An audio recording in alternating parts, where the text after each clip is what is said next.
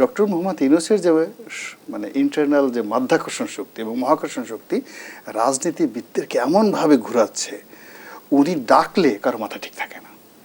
পেপারে আমরা জানছি যে গত 4 দিন যাবৎ বিএনপি একটা মিটিং যাকে বলা হয় কল করছে, তার সঙ্গে একটু দেখা করবে শেখ যখন করতেছিল, এবং সেখান থেকে আমরা শোনার কথা যে বিএনপিকে কোনো সে অ্যাপয়েন্টমেন্ট দেয়নি। তো বিএনপির একটু অভিমান হওয়ার কথা। হঠাৎ করে যখন তাকে ডাকা হলো, বিএনপির ডাকা হলো, সবাই চলে গেল।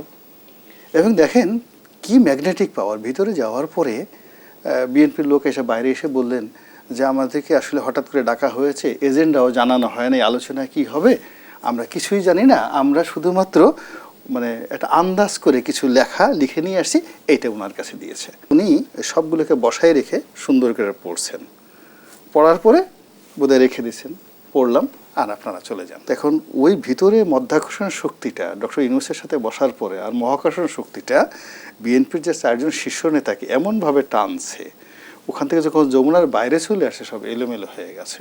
খন্দকার মোশাররফ সাহেব কথা বলতেছিলেন, তার কথা থামিয়ে দিয়ে সালাউদ্দিন সাহেব কথা বলতেছিলেন, সালাউদ্দিন সাহেবের থামিয়ে দিয়ে মঈন সাহেব বলার চেষ্টা করছিলেন, মঈন সাহেবকে থামিয়ে দিয়ে আবার আমির খসরু মাহমুদ চৌধুরী সাহেব কথা বলার চেষ্টা করছিলেন। এখন আমার সন্দেহ হয়েছে যে ভদ্রলোকটা জাদু জানে কিনা।